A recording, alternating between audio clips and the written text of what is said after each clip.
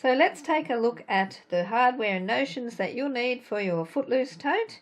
You'll need 2 D-rings. These are 25mm 1" in inner diameter. Same size inner diameter hooks, 25mm 1", and also a matching 25mm 1" diameter slider.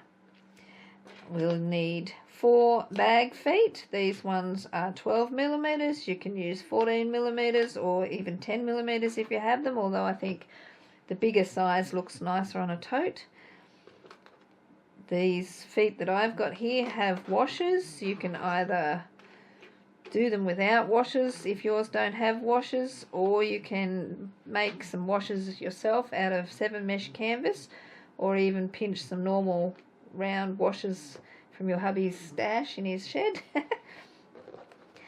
You'll need 2 zippers. One is a number 3 zipper, 33cm or 13 inches in length. We cut that to size if it's too long, which this one is. It's too long, so I'll be just cutting that to the right size.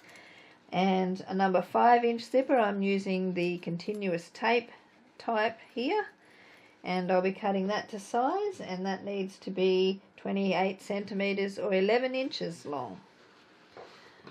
So let's get to the next section.